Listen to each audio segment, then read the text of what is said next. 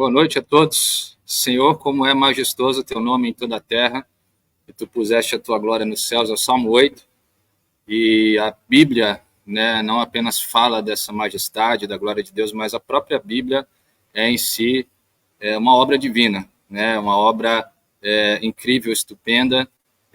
Aliás, a gente usou a imagem no banner, né, anunciando essa live, e eu vou aqui colocar para vocês rapidamente. Essa imagem é muito interessante, porque ela representa, né, a Bíblia. Essa imagem que eu vou tentar colocar aqui, ela representa os versículos, né, da Bíblia. Ela representa os versículos, as passagens cruzadas da Bíblia, como se fala. Eu não sei se eu vou colocar aqui agora, mas é uma imagem que parece até um arco-íris, aí se vocês virem aí na nossa página, aí no anúncio que a gente fez, eu não consegui colocar aqui a imagem, mas é uma imagem muito incrível, né, que foi feita por um americano. Ele colocou no gráfico todas as referências cruzadas da Bíblia, que são mais de 6.000, se não me engano. Então, olha só que incrível, né? A Bíblia foi escrita por mais de 40 autores, que escreveram em tempos diferentes, em lugares diferentes. A Bíblia foi escrita no espaço de 1.500 anos. No entanto, ela é toda conectada. Então, isso é uma obra divina, isso é sobrenatural, né? A Bíblia é coesa, a Bíblia é completa. E, aliás, hoje à noite, no comentário bíblico de hoje à noite, Apocalipse 19, 20, 21, 22, a gente vai ver várias referências cruzadas, né? Quando fala referências cruzadas, é uma menção a uma parte do Antigo Testamento, ou uma parte do Antigo Testamento que faz menção ao Novo Testamento, né, antecipadamente. Então, essa conexão é chamada de referência cruzada. E a gente vai ver, ao longo da nossa leitura hoje, várias referências aí do início da Bíblia. Lá no último livro da Bíblia, a gente vai ver várias referências do início da Bíblia. Boa noite a todos, boa noite, dona Lígia, boa noite, dona Nailza, a Elizabeth, boa noite, dona Elva, boa noite, dona Maria Carmen, todos que estão aqui conosco acompanhando nessa noite. Diga se vocês estão ouvindo bem, se o meu áudio está claro, se a minha voz está clara para vocês aqui. Tenham paciência que eu estou controlando tudo aqui hoje, então, live, como sabe como é que é, né? Às vezes dá alguma falha técnica, mas eu creio que está dando tudo certo. Então, comentem aí se vocês estão ouvindo bem a minha voz, se vocês estão podendo compreender bem, né? E daqui a pouco o pastor Israel vai estar aqui conosco, já está aqui conosco, aliás, né? Boa noite, pastor Israel. Boa noite a todos os que estão aí acompanhando, os que vão acompanhar também posteriormente.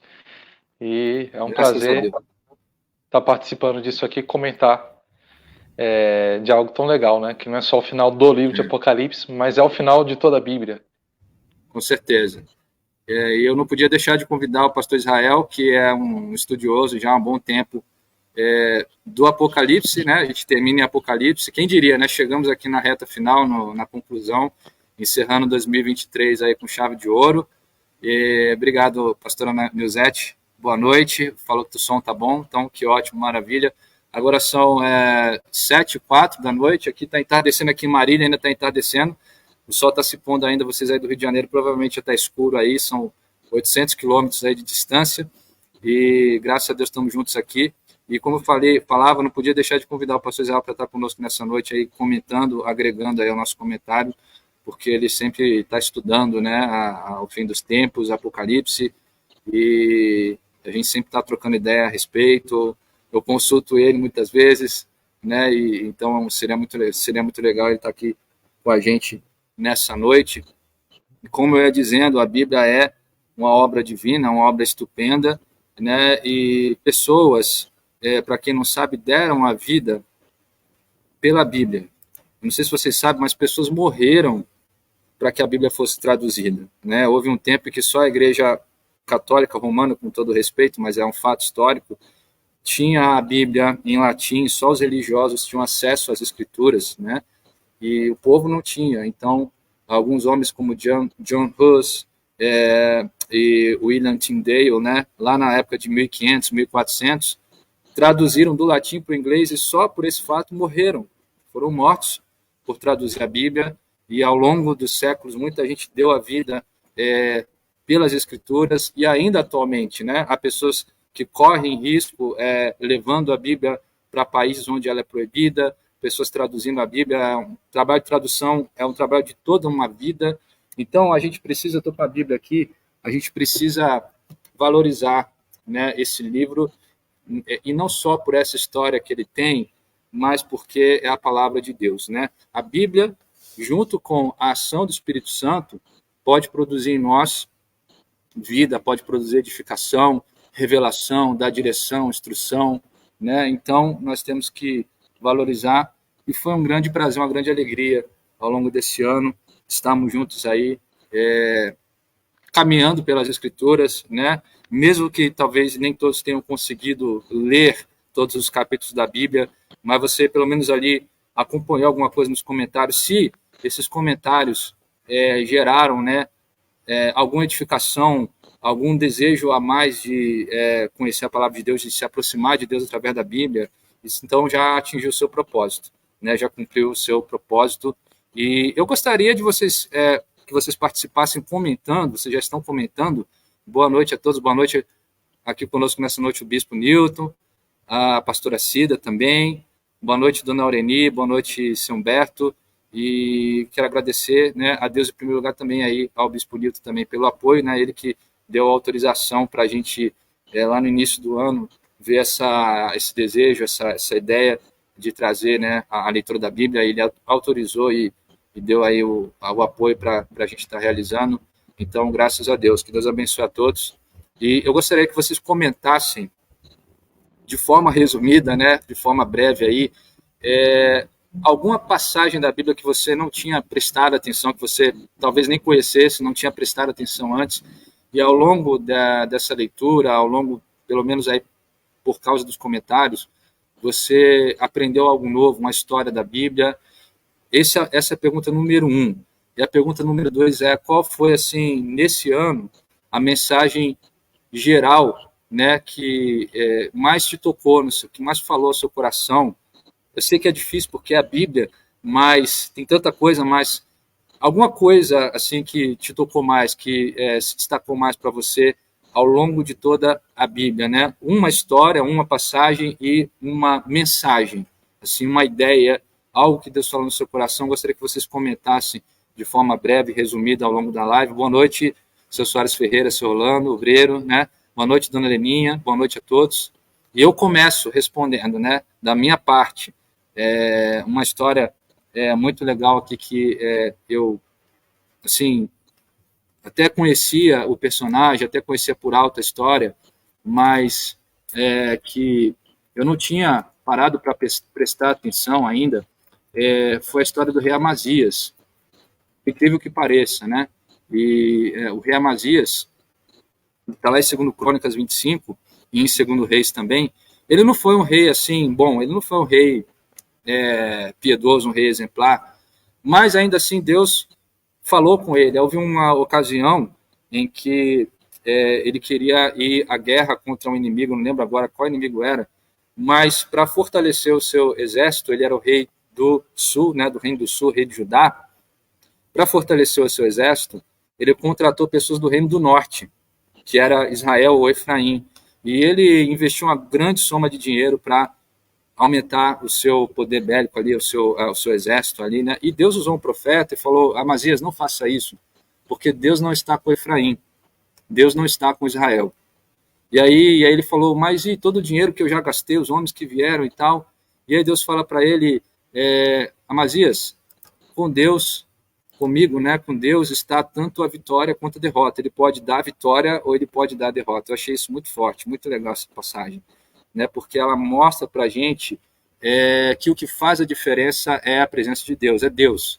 O socorro de Deus, a solução pode vir de qualquer lugar que Deus quiser. Muitas pessoas, muitas vezes nós, né, menosprezamos ou subestimamos a importância da presença de Deus, da direção que vem de Deus, e confiamos nos recursos. Então, essa foi uma história que eu não tinha prestado atenção nela, uma de tantas, né, que me tocou bastante, e uma mensagem que falou comigo ao longo dessa leitura, porque cada vez que você for lendo a Bíblia, você vai, né, eu acho que cada ano que você vai adentrando nessa jornada, você aprende algo novo, né? E nesse ano, foi isso que me tocou muito, foi essa mensagem da soberania de Deus e de que a obediência a Deus é que faz a diferença, que fazia a diferença, fez a diferença em todos os momentos. Então, por exemplo, os reis de Israel, né, eles não eram avaliados pela condição técnica, pelo conhecimento, pela riqueza que eles tinham, pela influência que eles tinham, mas eles eram avaliados pela obediência a Deus. Se eles eram bons ou maus, eram avaliados pela obediência a Deus. Eu estou chegando já aqui algum comentário aqui da dona Lígia. Ela falou, mesmo lendo e meditando por algum tempo, que Jesus se entregou, ele deu a sua vida também. Amém, amém.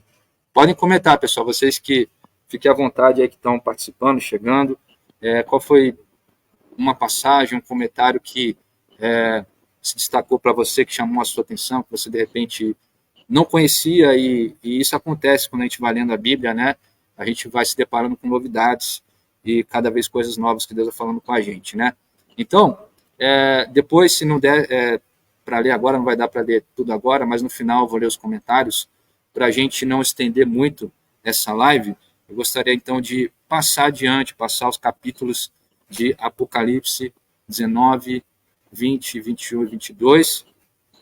Eu estou aqui já com ela aberta aqui, amém? Para a gente ir, vamos dizer, versículo por versículo, as partes aqui mais importantes. E deixa eu organizar melhor aqui.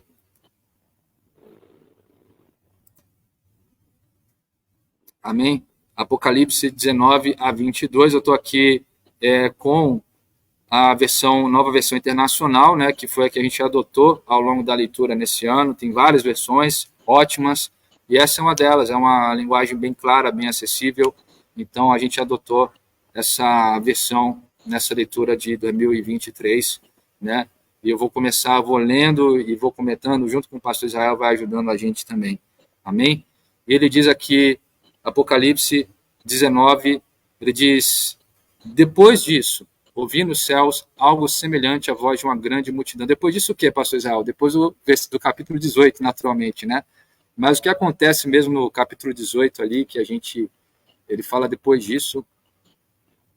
Tem na verdade, o capítulo 19, ele vem de uma sequência que começa no 17, que é quando o livro ele apresenta, óbvio, é simbólico, mas apresenta uma mulher, ela é chamada de uma meretriz, uma prostituta, ela está montada na besta, e o texto ele vai no capítulo 17 explicando quem é essa mulher, e nós temos a interpretação no próprio texto de que é uma cidade, né? E essa cidade ela é responsável, e aqui trazendo já uma interpretação, uma opinião minha, ela é responsável no fim dos tempos, né? No período final mesmo, na reta final, ela, vamos assim dizer, ela vai se destacar por promover a perseguição e a oposição à igreja de Cristo. Então, no capítulo 17 e 18, nós temos o texto ali descrevendo o juízo de Deus contra essa grande cidade, essa mulher montada na besta.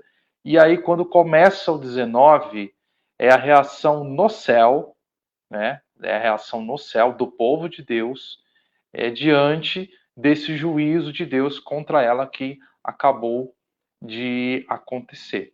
Né? Então a gente tem uma cidade literal, né? A gente entende que quando fala cidade, aquela meretriz sobre um grande animal ali, mas ela representa uma cidade, porque tem gente que é da posição que não é o sistema da Babilônia, é o sistema do mundo, mas a gente entende que não há razões para não ver como algo literal. Uma cidade literal, aliás, eu não sei se você viu o comentário que a gente fez, mas a gente colocou entre parênteses, né? Porque é uma especulação, só para as pessoas terem uma ideia, que tem uma grande cidade sendo feita lá na Arábia, né? Uma grande cidade que tem chamado a atenção de muitos, chamada Neom, que vai ser 33 vezes maior do que Nova York. Vai ser uma coisa que vai deixar Dubai no pé, assim, no chinelo, como dizem, né? Então tem chamado a atenção de muitos pelas características que ela tem. Mas o mais importante é o que o pastor está trazendo aqui, é que ela vai ser responsável, ela vai estar associada à besta e vai ser responsável, né, pelo martírio de muitos dos santos no fim dos tempos. Ela vai estar envolta em pecado, em iniquidade. Então esse louvor que começa aqui no capítulo 19, no céu, é o pessoal no céu, os santos no céu, os anjos e todo o povo de Deus no céu, celebrando, né, comemorando a queda dessa cidade, para a gente ter uma ideia de como é importante esse momento que vai acontecer, né, como é significativo esse momento que vai acontecer ao ponto de o céu rejubilar, né? E no versículo 2 diz, aleluia, a salvação, a glória e o poder pertencem ao nosso Deus, pois verdadeiros e justos são os seus juízos. Ele condenou a grande prostituta que corrompia a terra com a sua prostituição. Ele cobrou dela o sangue dos seus servos. Então foi um momento de julgamento, de justiça, de vingança santa, né? E mais uma vez a multidão exclamou: Aleluia! A fumaça que vem dela, que dela vem, sobe para todo sempre. Os 24 anciãos e os 4 seres viventes prostraram-se e adoraram a Deus que estavam assentados no trono e exclamaram: Amém, Aleluia! Então tem uma reação, né? Tem o povo, os santos adorando, e tem uma reação dos 24 anciãos e dos 4 seres viventes. Eles respondem, eles correspondem a essa adoração, e eles também dizem amém, aleluia. Então veio do trono uma voz conclamando: louvem o nosso Deus todos vocês, seus servos, vocês que o temem, tanto pequenos como grandes. Então ouvi algo semelhante ao som de uma grande multidão, como estrondo de muitas águas e fortes trovões que bradava: aleluia, pois reina o Senhor, o nosso Deus, o Todo-Poderoso. Regozijemo-nos, vamos alegrar-nos e dar-lhe glória, pois chegou a hora do casamento do Cordeiro, e a sua noiva já se aprontou para vestir-se, foi-lhe dado linho fino, brilhante e puro. O linho fino são os atos de justiça dos santos. E um ponto interessante aqui, né, pastor Israel, é que tem um contraste aqui, né? Essa cidade opulenta, gigante, é retratada como uma prostituta, como uma meretriz. Mas agora está falando de um novo momento. Agora é o povo de Deus aqui em foco, né? E vai ser a noiva, vai ser o cordeiro e a sua noiva, né? Que vão se encontrar em breve. E ele fala que para vestir-se foi-lhe dado linho fino, brilhante e puro. O linho fino são os atos de justiça dos santos. A gente costuma dizer que a gente não leva nada para o céu daqui dessa terra, né? Mas tem uma coisa que a gente leva, que a gente vai levar dessa terra, que são as nossas ações, os nossos atos, né? E elas como que nos ornamentam, elas nos vestem, e no mundo vindouro, na realidade espiritual, elas são retratadas como uma veste branca de linho fino, né? Que era o tecido mais caro. Então, as suas obras, você que está assistindo, cada um de nós aqui, as nossas obras, atos de justiça dos santos, são, aos olhos de Deus, na realidade espiritual, essa vestimenta, né, de linho fino. Não sei se o pastor quer comentar alguma coisa, quer trazer alguma observação também. Uma coisa breve em relação a essa passagem, porque a gente está acostumado a ouvir que a igreja é a noiva de Cristo, o povo de Deus é a noiva de Cristo. Nós temos textos como Efésios, Paulo, inclusive, ele fala ali ele fala que o significado do casamento aponta, né, para Cristo e a igreja, né? Esse é a verdadeira relação, é o ápice de uma relação de amor verdadeira.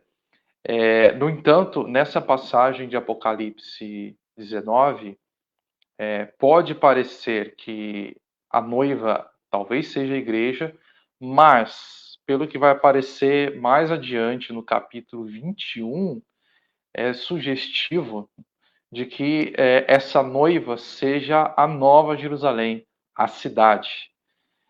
Ou seja, isso criaria até um contraste melhor, porque se antes no 17 é apresentado uma mulher que ela tem alguma relação com a besta, né? Quando falo relação não tem nada a ver com sexual, óbvio. Até quando fala de prostituição dela, também não é literalmente no sentido sexual, é no sentido de falar que ela se prostitui. A Bíblia também usava prostituição no Antigo Testamento no sentido de idolatria, né? Ou um adultério, uma coisa que é contra Deus, tá? Então não existe apenas na perspectiva sexual quando a gente fala disso. Mas lá você tem a mulher montada na besta, e de alguma forma ela promove a besta, existe uma ligação entre ela e a besta. Aqui é apresentada o cordeiro, que é Cristo, é uma outra referência simbólica a Jesus, e ele vai se casar, vamos assim dizer, tá? Meio que está chegando esse momento.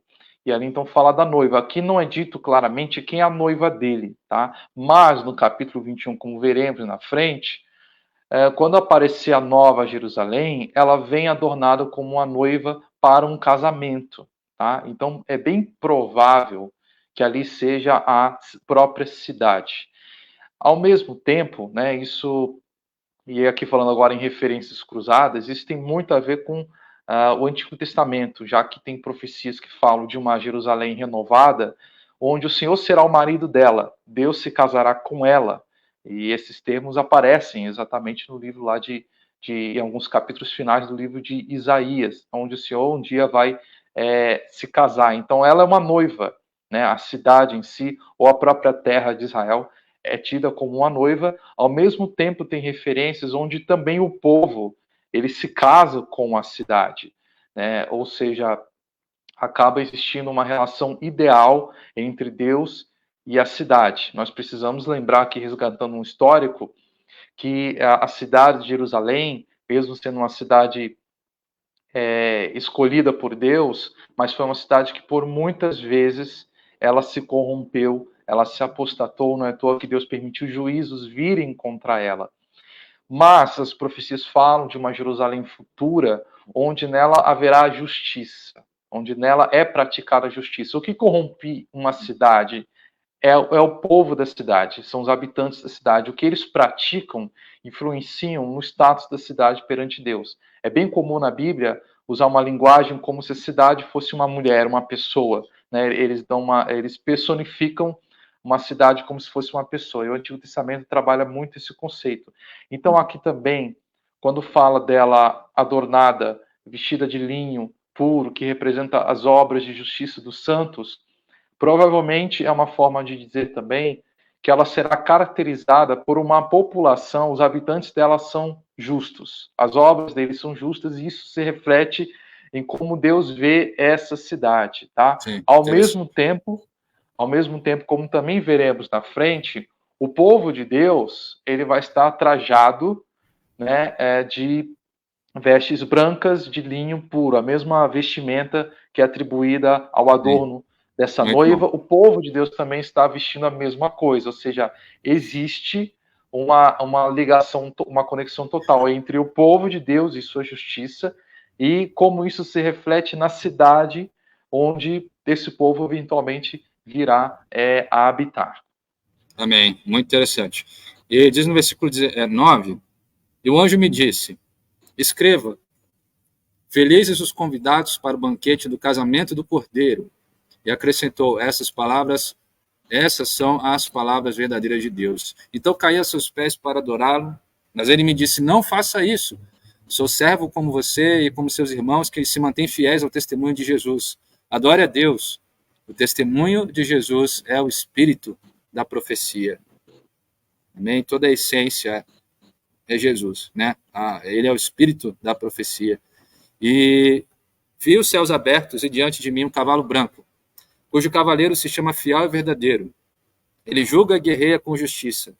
Seus olhos são como chamas de fogo, e em sua cabeça muitas coroas, e um nome que só ele conhece e ninguém mais. Está vestido com um manto tingido de sangue, e o seu nome é Palavra de Deus. Já está bem claro a quem está se referindo. Os exércitos do céu o seguiam, vestidos de linho fino, branco e puro, e montados em cavalos brancos. De sua boca sai uma espada afiada, com a qual ferirá as nações. Ele as governará com cetro de ferro. Então ele já vem todo preparado, pronto, equipado para governar, né?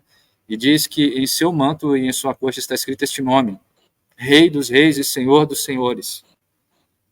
Vi um anjo que estava em pé no sol e que clamava em alta voz a todas as aves que voavam pelo meio do céu: venham, reúnam-se para o grande banquete de Deus, para comerem carne de reis, generais e poderosos, carne de cavalos e seus cavaleiros, carne de todos, livres, escravos, pequenos e grandes. Então vi a besta, os reis da terra e os seus exércitos reunidos para guerrearem contra aquele que está montado no cavalo e contra o seu exército. Mas a besta foi presa e com ela o falso profeta que havia realizado sinais miraculosos em nome dela, os quais ele havia enganado os que receberam a marca da besta e adoraram a imagem dela. Os dois foram lançados vivos no lago de fogo que arde com enxofre. Os demais mortos com a espada que saía da boca daquele que está montado no cavalo. E todas as aves se fartaram com a carne deles. Eu esqueci de falar aqui, quando ele fala do banquete, né, do cordeiro mais acima, o anjo me disse, né, felizes os convidados para o casamento do cordeiro, para o banquete. E Jesus falou de um banquete. Né? Jesus falou em uma das parábolas, ou em várias parábolas, ele falava desse banquete, ele falava daqueles que vão ficar excluídos, e falava da alegria e da honra daqueles que serão convidados e aceitos e recebidos nesse banquete, e esse banquete nos aguarda, né? Esse momento de casamento, do casamento, como o pastor Isaac explicava, que a própria cidade de Nova Jerusalém também é noiva, né? E pode estar se referindo a esse encontro também, mas enfim, haverá esse encontro da noiva dele. E é interessante, né, que olha a audácia de Satanás, né? Olha a audácia do anticristo, e eles vão guerrear contra aquele que está montado no cavalo e contra o seu exército. Olha que loucura, né? Olha que, mas assim é Satanás, né?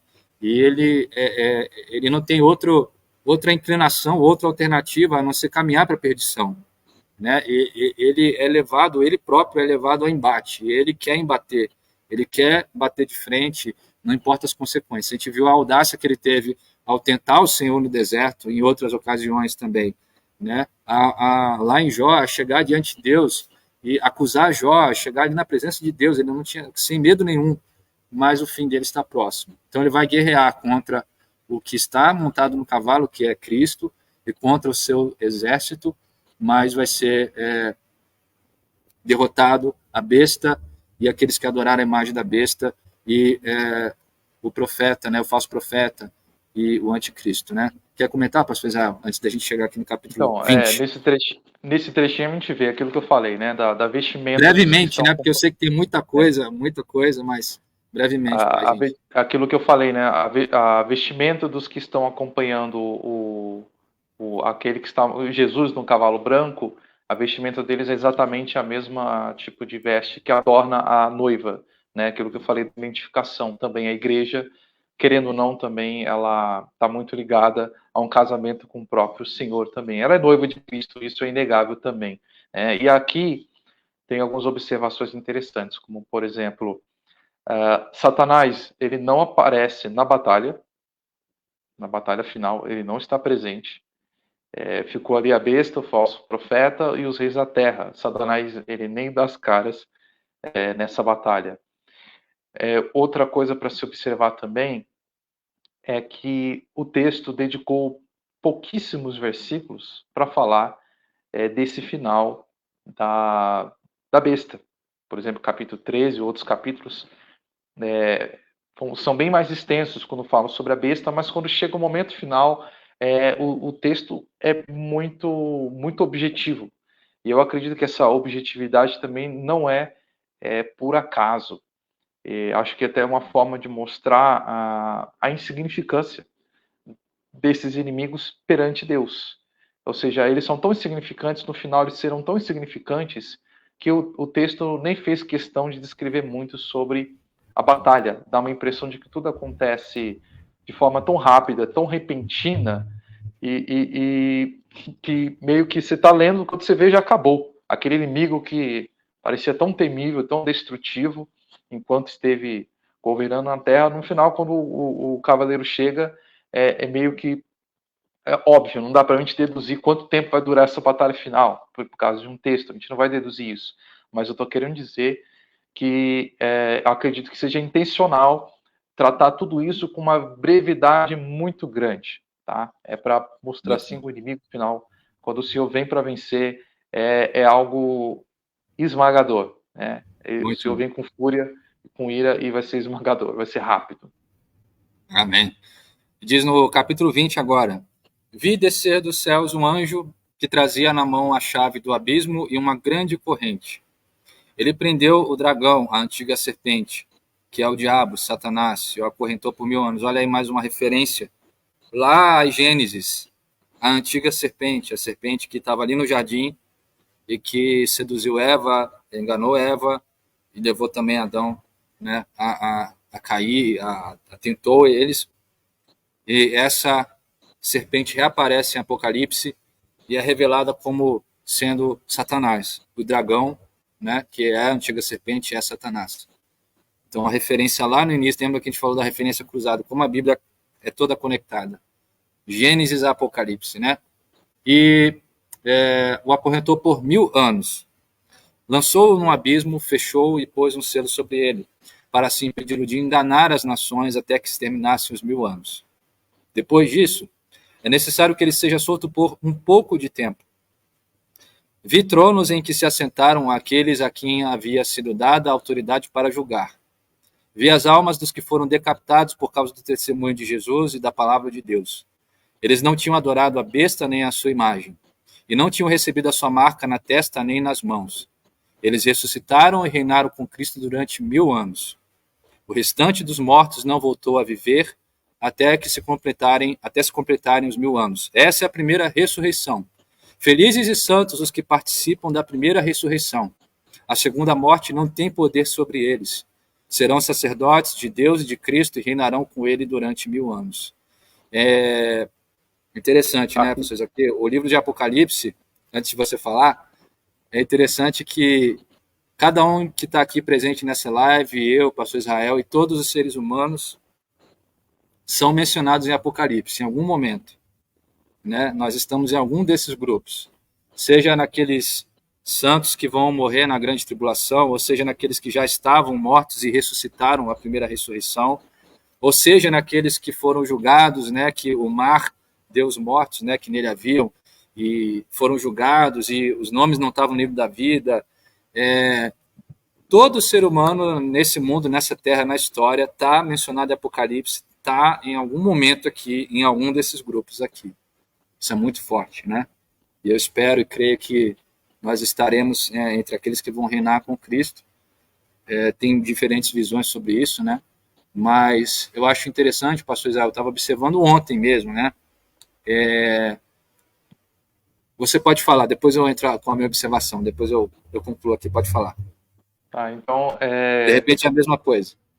Pode falar. Eu não sei se vai ser a mesma coisa, mas, então, esses versículos, eles são importantes e eles são até motivo de muita discordância no meio cristão, que aí introduz um tema que praticamente só existe nesses versículos, que é sobre o milênio, né? Mas não esquecendo que antes disso a gente vê a prisão de Satanás. Como disse, ele não aparece naquela batalha final, mas em seguida ele aparece preso, né? E ele vai ser preso por 1000 anos, um período de 1000 anos. O efeito disso é que ele não vai poder influenciar absolutamente nada na criação. Ele não vai poder enganar as nações, mas no entanto diz que é necessário que depois de 1000 anos ele seja solto. E aí é quando João ele vê esses tronos e pessoas que têm autoridade para julgar. Aqui é o próprio povo de Deus e especificamente ele está focando naqueles que foram perseguidos, martirizados durante essa reta final, né, ali da grande tribulação. E fala que ele viu essas almas e eles ressuscitaram. Não significa, tá? Porque às vezes a pessoa pode fazer essa confusão, que João está dizendo que eles ressuscitaram naquele momento ali, tá? Ou seja, depois da batalha final, eles ressuscitaram. Não. Nesse versículo, ele está apenas constatando que aqueles que morreram, eles agora estão ressuscitados. Ou seja, o momento da ressurreição mesmo, provavelmente ele já aconteceu em um evento antes disso tudo, tá? Quando Jesus desce no cavalo branco para enfrentar os inimigos, ali ele já está acompanhado pela sua igreja, pelo seu povo que já ressuscitou, tá? Então a ressurreição não acontece aqui no capítulo 20.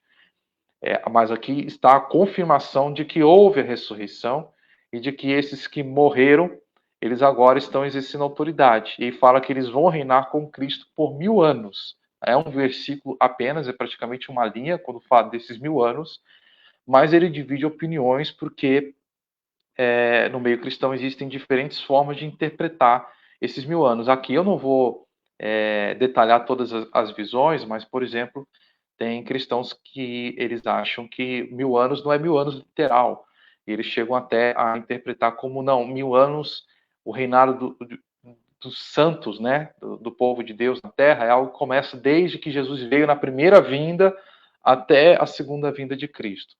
Eu não vejo dessa forma. Né, professor, a gente tem aqui 2 ressurreições, né, que fala aqui, entre parênteses, que o restante dos mortos não voltou a viver até se completarem os 1000 anos. Então, parece que tem uma segunda categoria aqui, né? Então a gente vê assim, tem 2 eventos, uma ressurreição de santos antes desse período de 1000 anos. E nós temos um outro evento de ressurreição, que eles vão chamar de segunda ressurreição, que acontece após o milênio.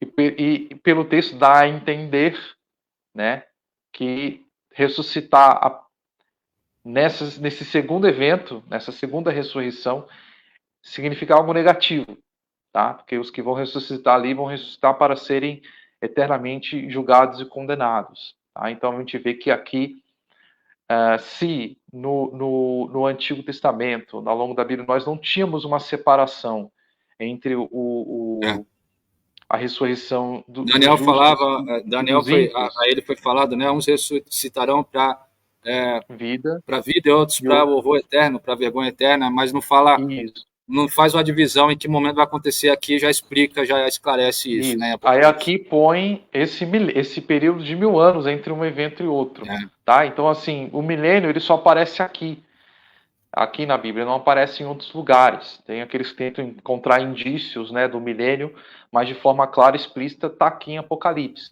Como eu disse, tem aqueles que acham, inclusive, que nós já estamos vivendo o milênio.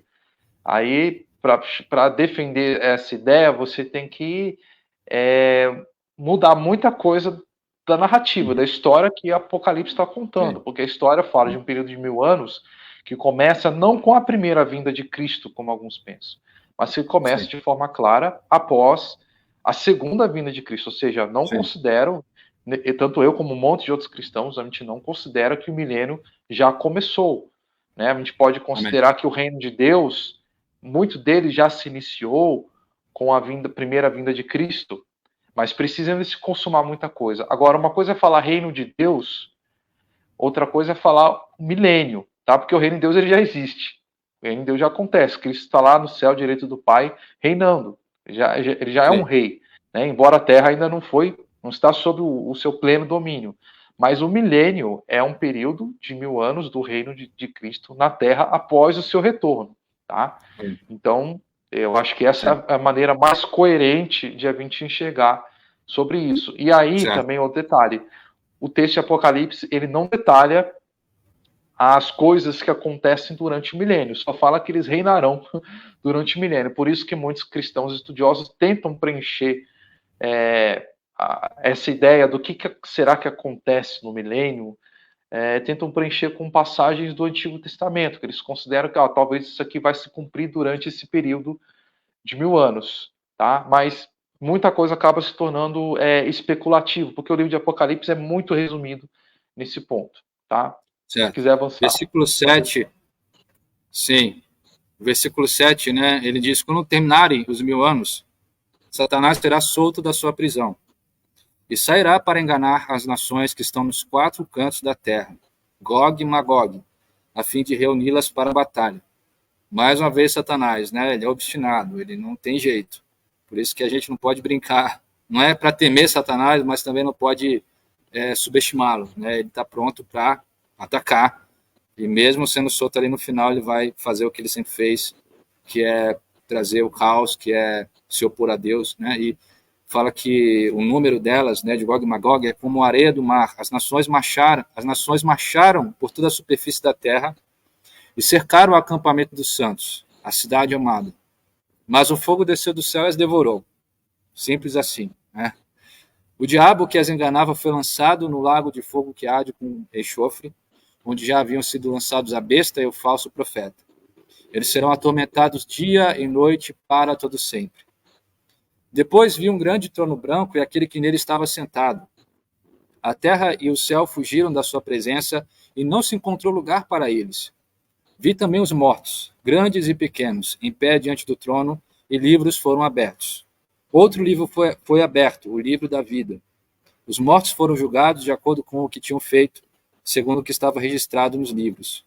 O mar entregou os mortos que nele havia, a morte e o Hades entregaram os mortos que neles havia, e cada um foi julgado de acordo com o que tinha feito. Interessante a observação que eu ia fazer é que a gente tem 2 julgamentos também.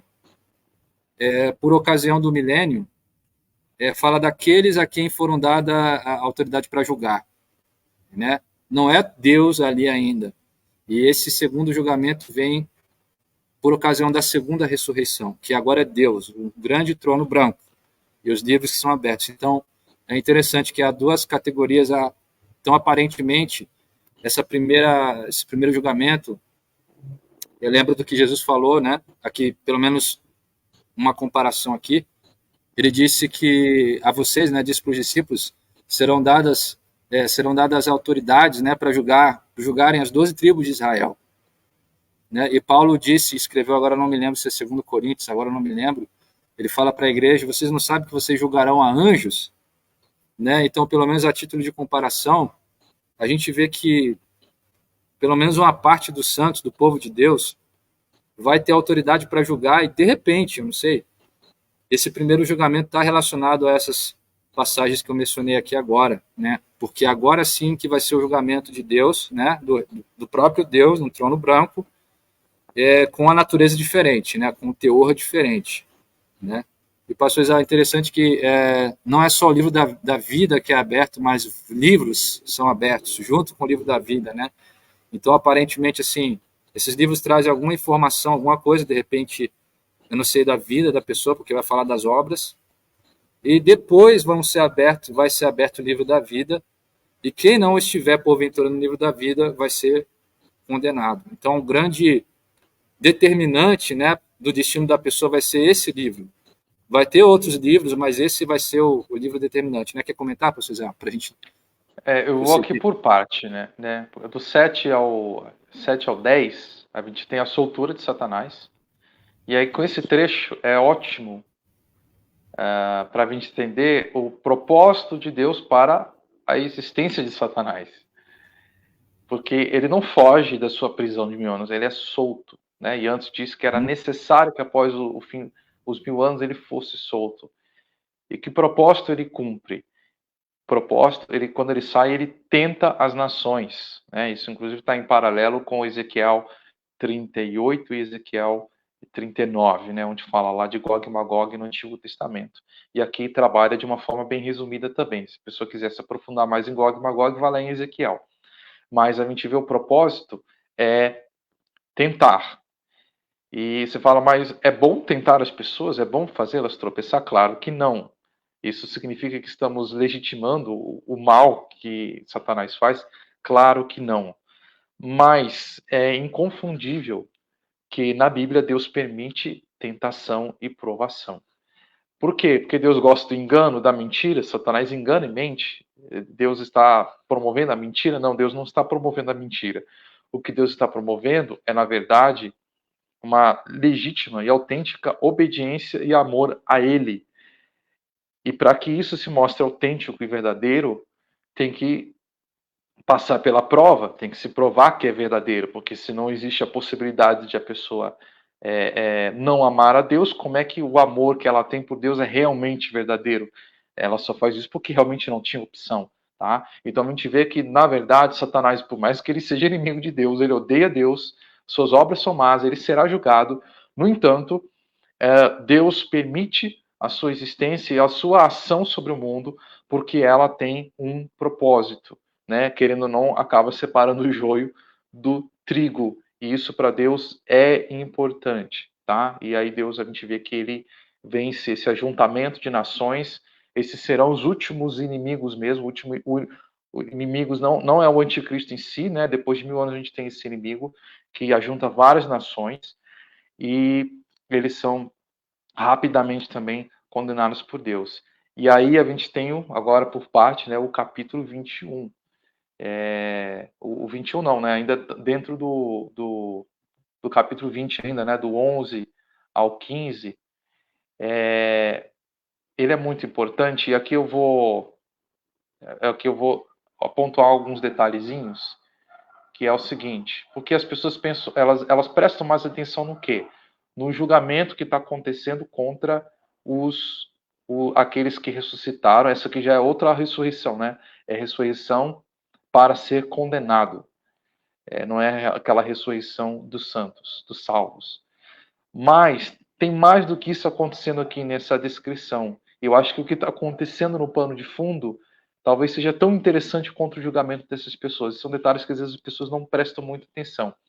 Que é, por exemplo, Quando o trono de Deus aparece para fazer o julgamento, a terra e o céu fugiram da sua presença e não se encontrou lugar para eles. Depois, a gente vê que ainda tem um mar. No verso 3, o mar entregou os seus mortos que nele havia.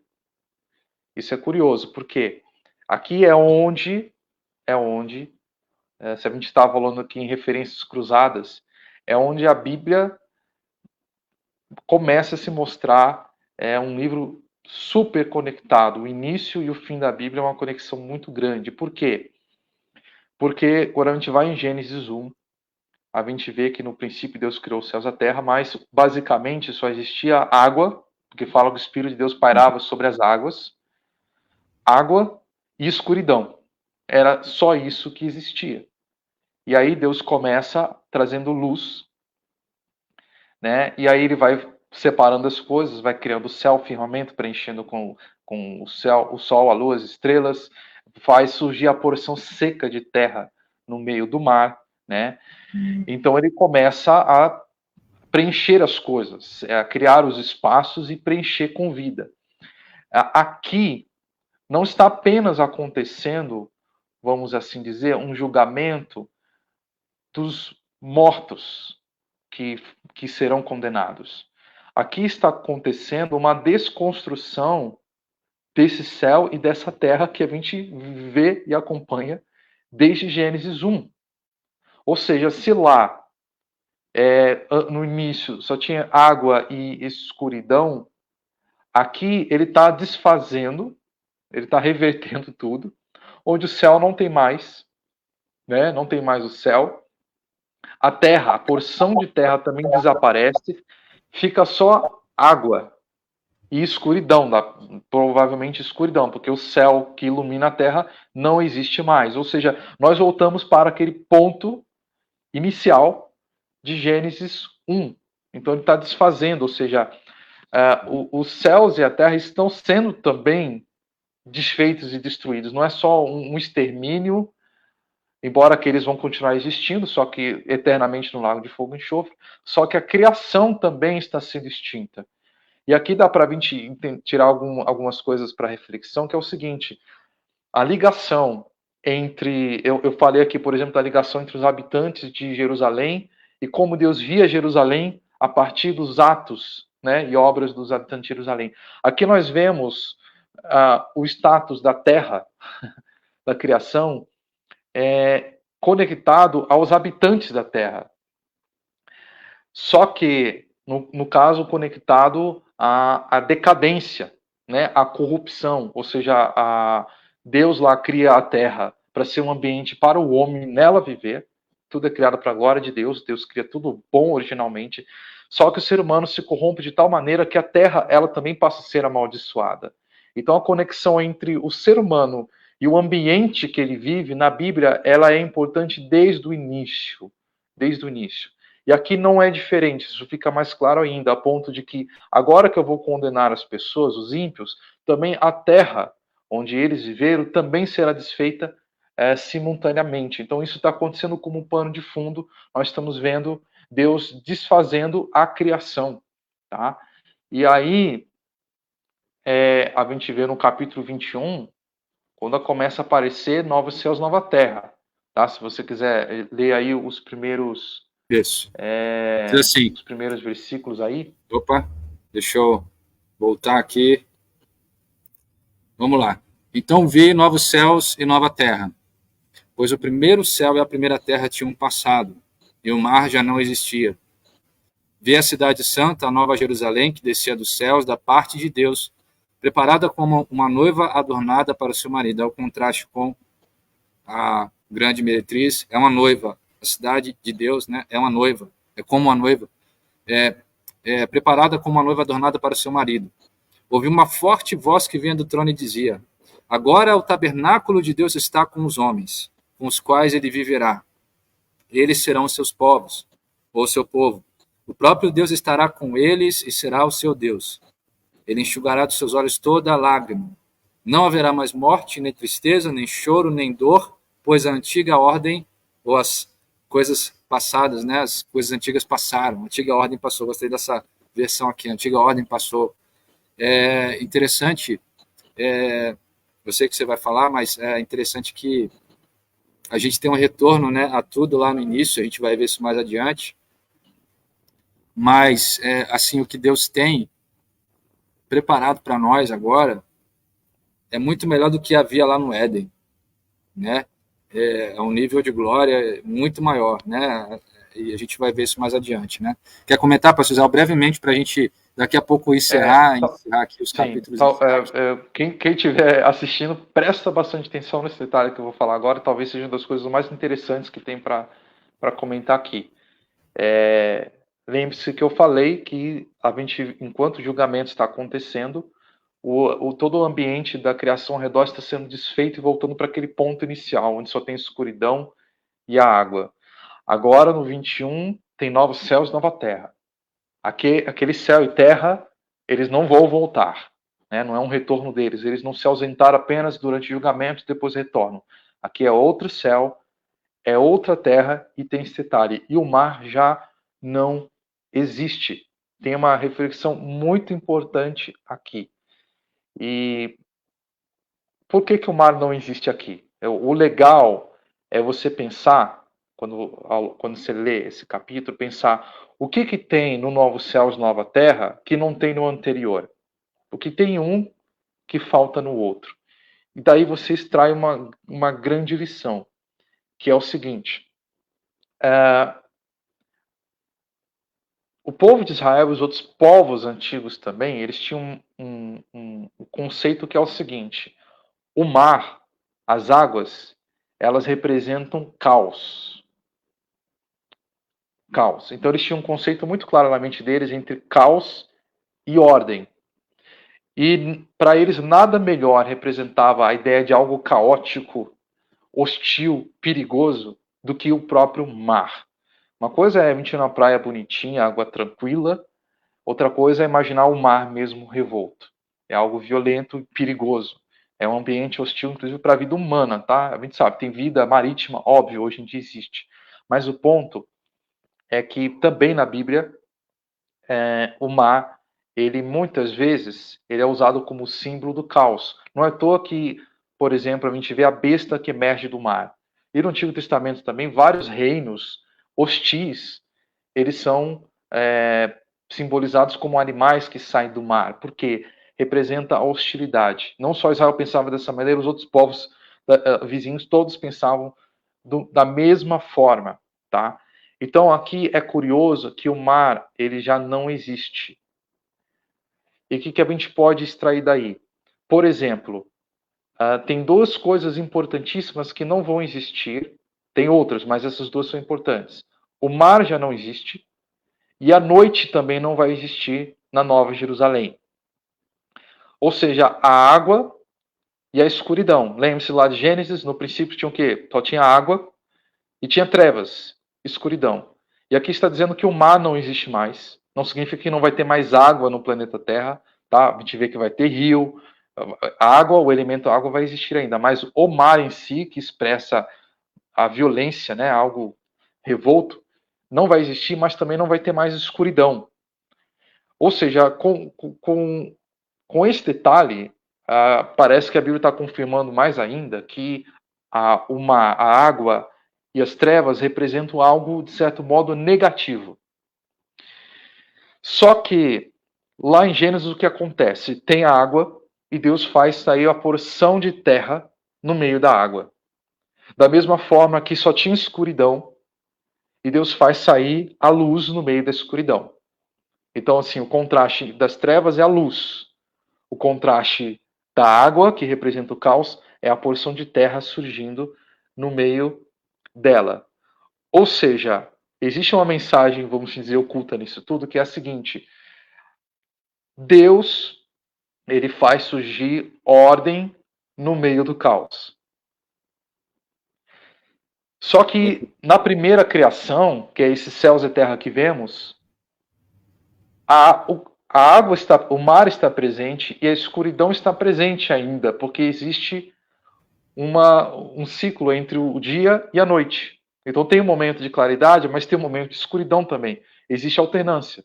Tem a porção de terra seca, é o ambiente propício para o ser humano viver, a vida, mas também tem a água.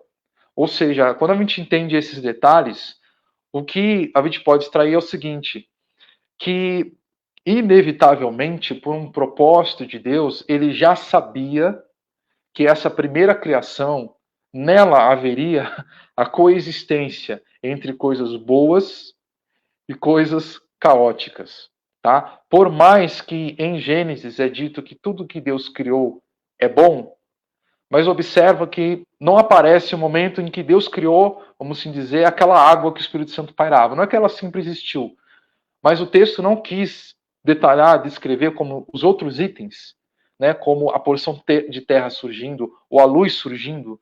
As trevas simplesmente estavam lá. Né? Não fala Deus criou as trevas. Elas estavam lá. Tá? É como se Deus ele está trazendo ordem no meio do caos. Ao mesmo tempo, eu não extingui a escuridão porque ainda vai ter a noite. Eu não extingui o certo caos porque ainda existe um mar. Né? Ou seja, essa primeira criação, para cumprir um propósito e plano de Deus, esses elementos da criação já apontam para Deus permitindo que houvessem coisas boas e ruins existindo no mundo. Apesar que ele fala que toda criação é boa, tudo que ele fez é bom. Ou seja, algo bom não é necessariamente algo perfeito, onde é isento de problemas. Tá? Então a gente vê que desde o início, essa primeira criação, ela querendo ou não, é um cenário de teste, era um cenário de provas, onde coisas opostas iriam coexistir. E assim também na humanidade, tem boas pessoas no mundo e tem pessoas caídas, tem os justos, tem os ímpios, tem os anjos de Deus e tem os anjos das trevas, tem Deus, tem Satanás se opondo, tem verdade e tem mentira.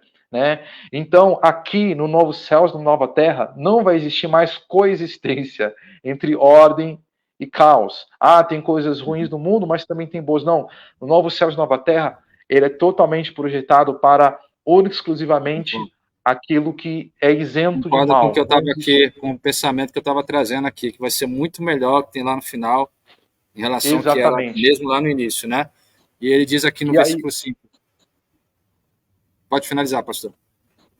Sim, e aí só para finalizar, outra, para ficar mais claro que aquele mundo traria elementos ruins, é porque aquele mundo seria marcado por maldição, morte, tristeza, sofrimento, lágrimas. E aqui a gente vê que já não haverá, da mesma forma que não há mais mar e não haverá mais noite, não haverá mais sofrimento, morte, tristeza, o Senhor vai enxugar dos olhos toda lágrima. Ou seja, realmente, quando a gente vê as coisas ruins acontecendo no mundo, não é um acidente, faz parte de um propósito, um plano de Deus. Essa terra que vemos agora, esses céus e terra, realmente estão marcados para ter esse tipo de experiência, né, entre os opostos.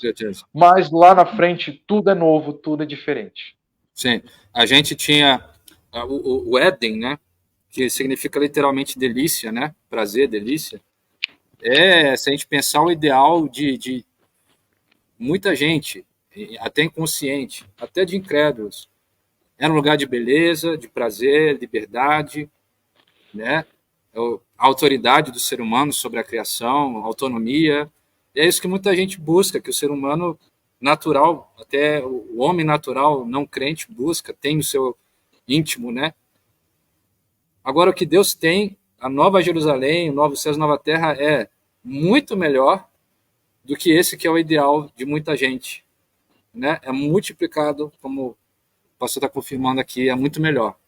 Então, o que Deus tem preparado para nós, para quem crê em Jesus, para quem segue Jesus até o fim, é muito melhor.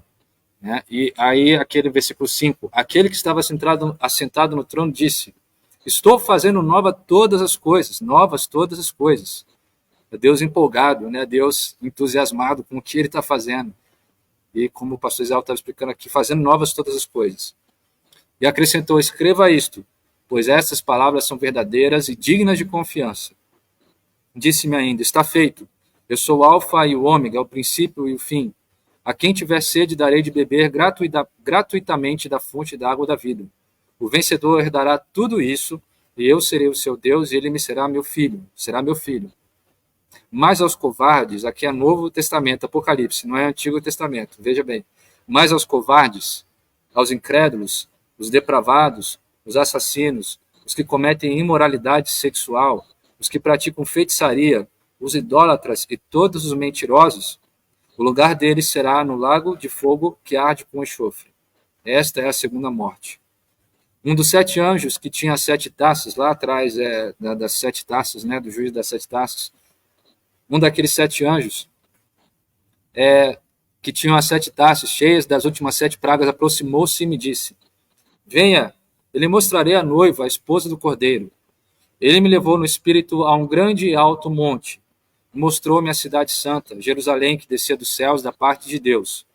Ela resplandecia com a glória de Deus, e o seu brilho era como de uma joia muito preciosa, como jaspe, clara como um cristal.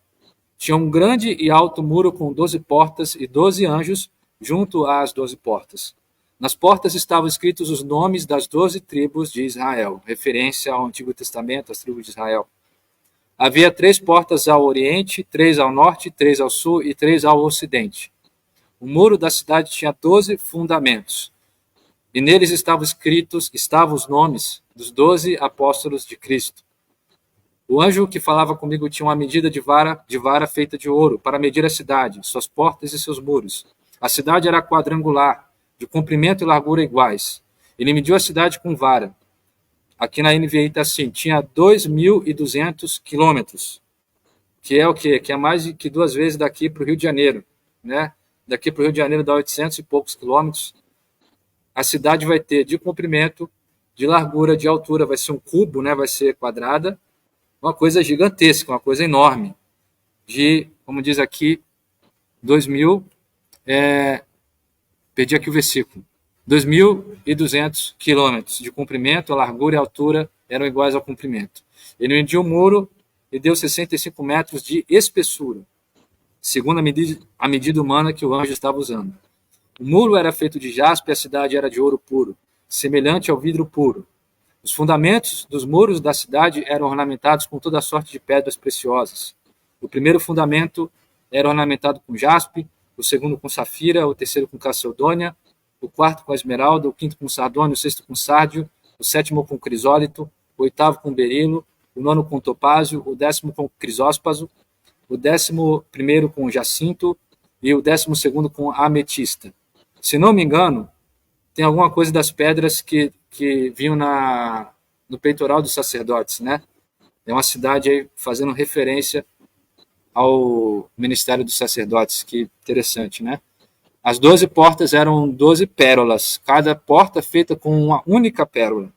A rua principal da cidade era de ouro puro, como vidro transparente, que é um detalhe que muitos observam, né? Vai ser o pavimento da cidade, vai ser, como se fala, o asfalto da cidade é de ouro, né? Aquilo pelos quais os homens muitas vezes se matam outros, né? Que é o ouro, riqueza, vai ser só o chão, vai ser só o pavimento da cidade, pelo menos é semelhante, né? Mas está escrito aqui, era de ouro, puro, como vidro transparente. Não vi templo algum na cidade, pois o Senhor Deus Todo-Poderoso e o Cordeiro são o seu templo. A cidade não precisa de sol nem de lua para brilharem sobre ela, pois a glória de Deus a ilumina, e o Cordeiro é a sua candeia. As nações andarão em sua luz, e os reis da terra lhe trarão a sua glória. Suas portas jamais se fecharão de dia, pois ali não haverá noite. A glória e a honra das nações lhe serão trazidas. Referências a Isaías, a vários outros profetas, falando das riquezas, né, das nações vindo a Jerusalém, sendo trazidas das nações. Nela jamais entrará algo impuro, nem ninguém que pratica o que é vergonhoso ou enganoso, mas unicamente aqueles cujos nomes estão escritos no livro da vida, do Cordeiro. Então o anjo me mostrou o rio da água da vida, claro como cristal, fluía do trono de Deus e do Cordeiro, no meio da rua principal da cidade. De cada lado do rio estava a árvore da vida, referência ao Éden, né? A árvore da vida reaparece aí no final, né, pastor Zé? Que frutifica 12 vezes por ano, uma por mês. As folhas da árvore servem para a cura das nações. Ainda tem algo como cura, né? Vai ter uma necessidade ainda de cura para as nações. É uma árvore com folhas medicinais, né? Já não haverá maldição nenhuma. O trono de Deus e do Cordeiro estará na cidade, e os seus servos o servirão. Eles verão a sua face, e o seu nome estará nas suas testas. Não haverá mais noite. Eles não precisarão mais de luz de candeia, nem da luz do sol, pois o Senhor Deus os iluminará, e eles reinarão para todo sempre. É interessante que, assim, ao meu ver, vejo, creio que de cada um também, que assim, o ponto mais forte dessa cidade, mais tocante, assim, mais forte de ler, não é nem a glória dela em si, a grandeza dela, a exuberância dela, mas quando fala que Deus vai estar ali, né? O próprio Deus vai estar ali na cidade, e aqueles que estarão nela verão a sua face. E o anjo me disse: essas palavras são dignas de confiança e verdadeiras.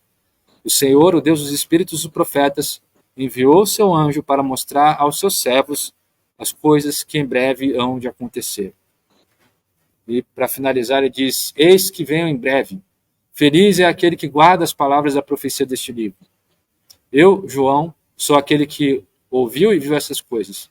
Tendo-as ouvido e visto, caí aos pés do anjo que me mostrou tudo aquilo, para adorá-lo. Mas ele me disse: não faça isso. Sou servo como você e seus irmãos, os profetas, e como os que guardam as palavras deste livro. Adore a Deus. Então me disse: não cele as palavras da profecia deste livro, pois o tempo está próximo. Diferente lá de Daniel, né, onde o anjo falava: cele as palavras desse livro, e fala que muitos vão esquadrinhá-lo, o conhecimento vai se multiplicar. Aqui em Apocalipse ele fala: não cele, não feche, porque agora está perto, agora realmente está perto. Imagina nós agora, em 2023, né? São mais perto ainda. Ele fala: não cele, pois o tempo está próximo. Continue o injusto a praticar a injustiça. Continue o imundo na sua imundícia. Continue o justo a praticar a justiça e continue o santo a santificar-se. Eis que venho em breve. A minha recompensa está comigo e eu retribuirei a cada um de acordo com o que fez. Eu sou o Alfa e o Ômega, o primeiro e o último, o princípio e o fim. Felizes os que lavam as suas vestes e assim têm direito à árvore da vida e podem entrar na cidade pelas portas. Fora ficam os cães, os que praticam feitiçaria, os que cometem imoralidades sexuais, os assassinos, os idólatras e todos os que amam e praticam a mentira. Eu, Jesus, enviei o meu anjo para dar a vocês este testemunho concernente às igrejas. Eu sou a raiz e o descendente de Davi, a resplandecente estrela da manhã. O Espírito e a noiva dizem: vem. E todo aquele que ouvir, diga: vem. Quem tiver sede, venha. E quem quiser, beba de graça da água da vida. Né? Que nós somos desses que têm sede. Ele está fazendo um convite, né, a nós. Quem tem sede, venha. Declara a todos que ouvem as palavras da profecia deste livro. Se alguém lhe acrescentar algo, quer dizer, ao livro, né, Deus lhe acrescentará as pragas descritas neste livro. Se alguém tirar alguma palavra deste livro de profecia, Deus tirará dele a sua parte na árvore da vida e na cidade santa que são descritas nesse livro. Aquele que dá testemunho dessas coisas diz: sim, venham em breve. Amém. Vem, Senhor Jesus. A graça do Senhor Jesus seja com todos. Amém. Bem, terminamos o livro de Apocalipse, que termina muito forte, né? De forma alguma um livro parado, monótono, um livro muito emocionante, e para que nós venhamos guardar. Né? Quer fazer, pastor, observações finais, que a gente vai encerrar agora a live para não estender? Gostaria que você fizesse... Eu vou ter que ser muito resumido mesmo, né? Que tem eu sei, detalhe. agora não deu para acrescentar muita coisa a mais, eu sei que tem muita coisa, mas se puder fazer observações finais. Então, o que acontece nessa cidade é a realização final de tudo. Tudo que Deus criou, no fim das contas, era para chegar nisso. Né? Inclusive, uma das frases mais repetidas na Bíblia é: eu habitarei no meio deles, eu serei o seu Deus e eles serão o meu povo. Esse sempre foi o alvo de Deus ao criar o mundo. Né? E da mesma maneira que a Bíblia fala que a glória do homem é conhecer a Deus, é um conhecimento por experiência. E ali no final, onde vai se concretizar, ou seja, as pessoas estão em busca de propósito, e a Bíblia deixa bem claro, o grande propósito de tudo para o ser humano é poder ter essa experiência de encontrar e conhecer a Deus e viver com Ele para sempre. É nessa cidade onde isso vai se realizar. Né? Então, tem vários detalhes da cidade que eu poderia aqui trazer sobre o tamanho dela, é uma coisa gigantesca, mas esses detalhes sobre o tamanho não é o mais importante aqui, embora o tamanho dela também gigantesco aponte para o interesse de Deus em ter muita gente vivendo ali. É uma coisa realmente enorme quando a pessoa vai fazendo os cálculos e tendo uma noçãozinha da planta de como seria a coisa. É para habitar trilhões de pessoas nela, tranquilamente na casa dos trilhões de pessoas. Ou seja, Deus realmente ele quer uma casa para muita gente, né? Uma cidade para muitos. E como eu falei, é interessante ver o que não tem na Nova Jerusalém que tinha antes e agora não tem aqui, porque essa ausência é o importante. Ali que tem mensagens interessantes. Por exemplo, nela não tem mais templo, porque agora o Senhor é o seu templo. Para que existiam os templos? Os templos, querendo ou não, eles eram uma forma de contato com Deus. Ao mesmo tempo, o templo servia para lembrar a distância entre Deus e as suas criaturas. Porque a gente vê que onde Deus, o lugar mais sagrado era o Santo dos Santos, onde as pessoas não tinham acesso ao Santo dos Santos, só o sumo sacerdote uma vez por ano. E quando ele entrava, tinha tanto incenso e fumaça que ele praticamente não enxergava nada lá dentro. E ali a noção que o pessoal tinha é o seguinte: Deus, na verdade, não mora dentro do santo, exatamente no Santo dos Santos. Ali é um ponto de contato entre o céu e a terra, mas Deus está habitando no céu.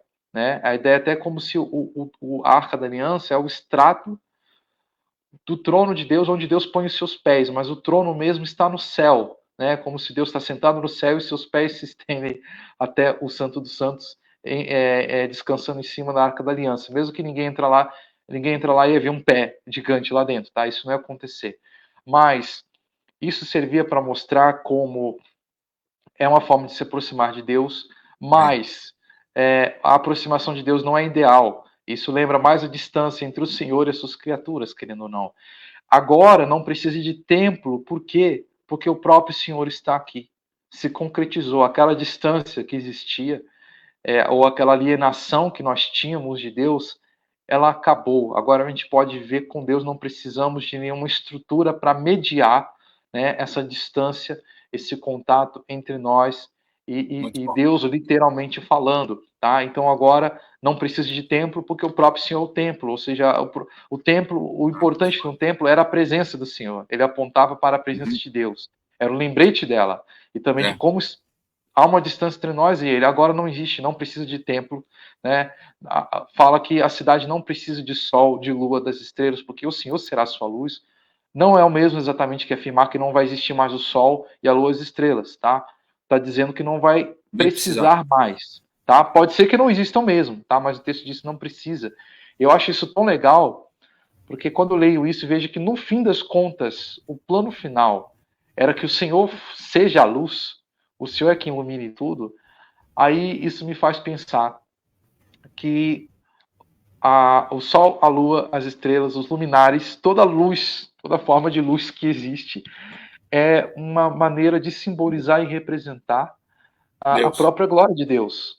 A própria glória de Deus. Então, assim, em Gênesis, voltando para Gênesis, os luminares têm uma função, eles servem para iluminar, para fazer separação entre as estações do ano, ou seja, eles organizam a nossa vida também. Né? Não existiria vida na Terra se não tivesse luz. Já começa por aí. Mas significa também que há uma mensagem oculta na criação. A Bíblia não diz que os céus proclamam a glória de Deus? Diz isso nos Salmos. Então a criação, querendo ou não, os elementos dela são uma mensagem sobre o que Deus intenciona fazer. Então toda a beleza que você vê de luz, a gente está agora no final de ano, né? As luzes de Natal, a própria luz quando a gente vê as fotos das galáxias, a beleza da luz, das cores, o céu é formado de cores, mas tudo isso era apenas um gostinho, de algo muito maior e de algo eterno, ou seja, o propósito até da luz vai se cumprir na beleza da glória de Deus, ou seja, eu digo, o propósito de tudo é Deus nos proporcionar uma experiência contemplativa de uma glória que vai durar para todos sempre. Né? Lembre-se, Deus não precisava do ser humano. Nós não éramos necessários, essenciais para a existência de Deus. Deus é um ser autossuficiente, autoexistente. Ele já tem a Trindade, ele não está sozinho, já tem Pai, Filho e Espírito Santo. Ele cria o mundo para nos permitir ter essa experiência eterna. É graça de Deus desde o início, é um favor de Deus. Ele poderia não me criar, eu poderia nunca experimentar nada disso. Tá? Então, ali está a realização de tudo que Deus almeja. A gente tem que lembrar das muitas bênçãos e promessas do Senhor na nossa vida, mas a gente olhando para Apocalipse 1, isso nos faz, o final da Bíblia, nos faz lembrar para que realmente Deus criou todas as coisas. E mesmo que eu esteja nesse mundo, a Bíblia está ensinando que esse mundo é um mundo, até então, é um mundo onde vai ter coexistência com o mal também. Ou seja, não adianta me agarrar a esse mundo de agora como se ele fosse perfeito, ideal. Isso não é tudo. Isso aqui não é perfeito, né? E mesmo a imperfeição do mundo não é um acidente, é um propósito de Deus para nos preparar para, sim, uma experiência perfeita, plena e eterna na presença dele. Então, esse final da Bíblia não poderia ser melhor do que isso. Ele, ao mesmo tempo, ele se conecta justamente com o início da Bíblia. Ao mesmo tempo, ele está dizendo, agora sim, vocês vão ter algo muito maior. E agora tem a cidade, é uma mistura de cidade com jardim do Éden. A gente vê que agora não há apenas uma árvore da vida, são várias árvores da vida e um rio passando no meio dela. É até curioso, porque ao longo da Bíblia, desde o início, a cidade em si, ela foi vista com um tom meio negativo. Foi a criação dos seres humanos em momento de soberba contra Deus, como, por exemplo, a Torre de Babel. Não foi só a torre construída, foi construída uma cidade também. E a gente vê em Apocalipse o juízo de Deus contra a grande meretriz, mas também contra todas as cidades das nações. O terremoto que chega lá e destrói todas as cidades, porque a cidade está muito ligada aos feitos humanos, e elas ficam marcadas pelos atos humanos que são corrompidos e apóstatas, né? No entanto, é quase como se Deus redimisse o conceito do que é uma cidade, né? Que teve um papel tão negativo. A gente já vê que nesse presente momento ele vai e elege Jerusalém, é uma cidade, tudo bem, perfeita, mas ele elegeu uma cidade para ser a sede do seu reino, do seu trono. Mas no final das contas, com um grande sinal de que eu redimi, né? Eu redimi as coisas, as obras humanas, elas não estão para o seu pecado, mas para a própria glória de Deus. Aquilo que o homem faz é para a glória de Deus. Deus, ele funde entre uma cidade que ele mesmo projeta, ela é perfeita, ao mesmo tempo ela reflete a justiça do povo de Deus, a perfeição moral, né, santa do povo de Deus, as nossas obras. Ao mesmo tempo, ali a glória de Deus acontece de uma forma plena, e o Éden, o jardim está ali, só que totalmente incorporado a essa cidade agora. É um final, assim, o plano de Deus se cumpriu. Exatamente. O plano de Deus se cumpriu. E é interessante também, para destacar e finalizar, esse desafio que Deus lança ali através do anjo, né? Quem é impuro, continue fazendo a impureza. Quem é justo, puro, continue se santificando. Quer dizer que vai chegando um momento que é um momento de decisão. À medida que vamos avançando para o fim, é um momento de divisor de águas, é um momento de decisão, né?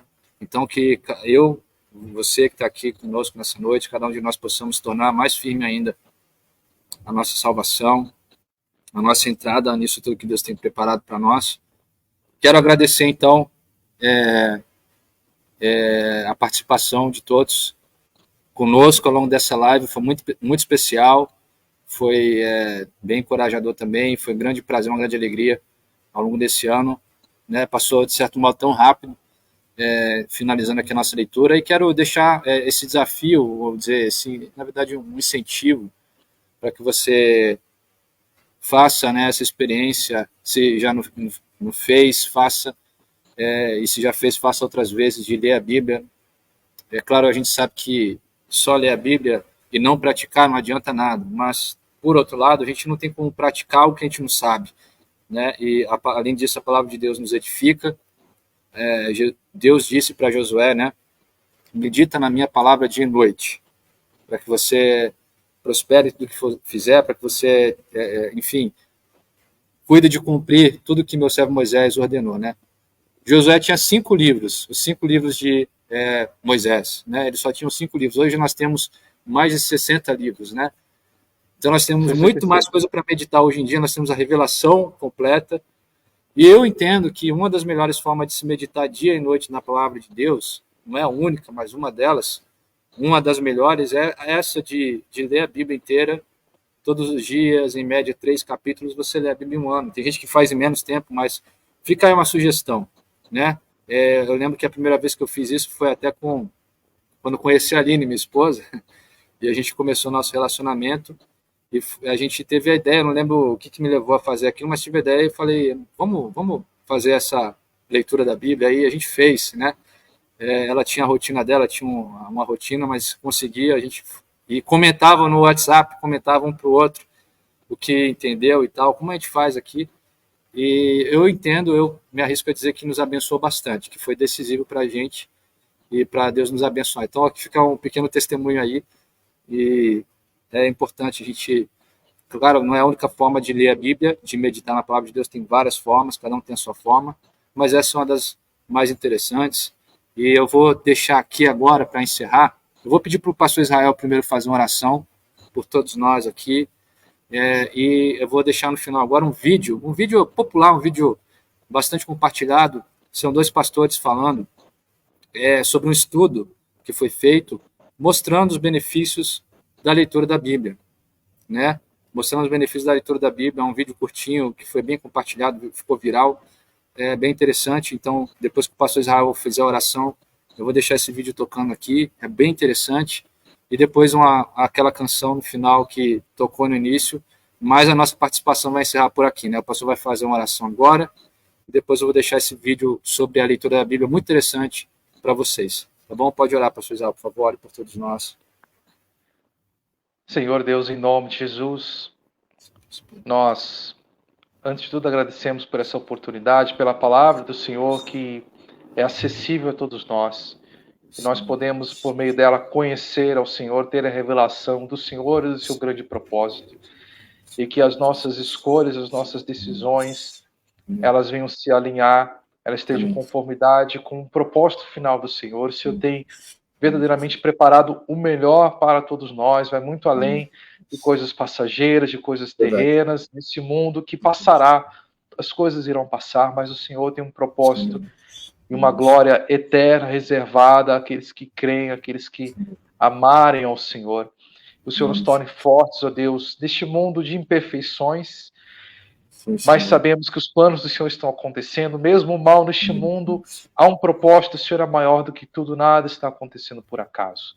Nós confiamos no Senhor e que as lutas, as tribulações de agora estejam nos preparando, estejam forjando em nós esse amor que nos mantém unidos ao Senhor, esse amor essa fé que é provada e aprovada por Deus, que nos faz em Cristo Jesus nos tornar participantes dessa glória eterna. O Senhor abençoe a todos nós. Assim te pedimos. Amém, amém. Obrigado, pastor Israel, pela participação. Obrigado por todos aqui. Eu vou então vou tentar colocar o vídeo aqui agora sobre a leitura da Bíblia. No final um clipe, mas a nossa participação encerra aqui. Que Deus abençoe a todos, desde já um 2019 abençoado, um 2024 abençoado.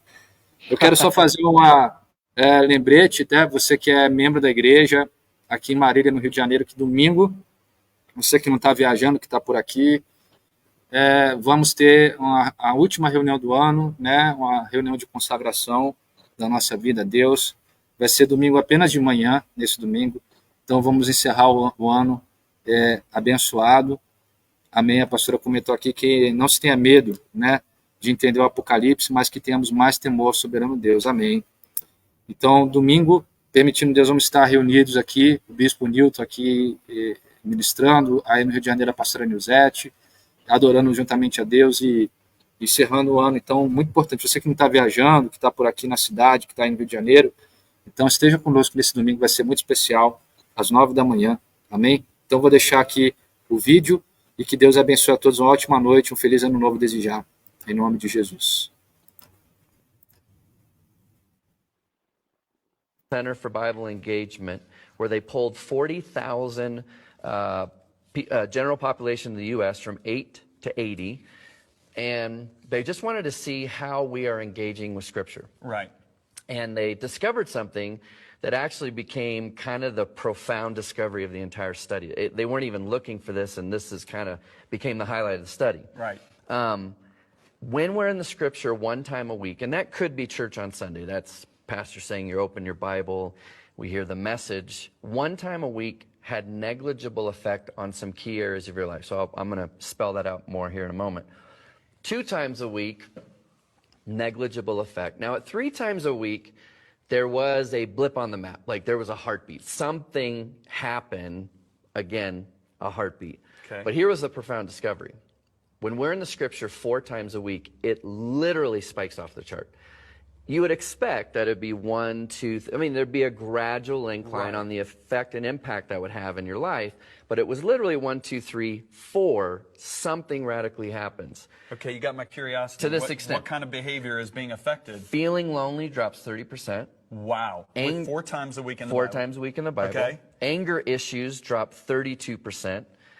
Bitterness in relationships, marriage, a relationship with your kids, and so on, drops 40%. Alcoholism drops 57%. Feeling spiritually stagnant. You know, if there was one area when I'm talking with people that they'll be honest about is they just feel spiritually stagnant. Ask them the question, how much time are you spending in Scripture?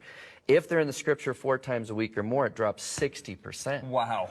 Viewing pornography drops 61%. That's very important.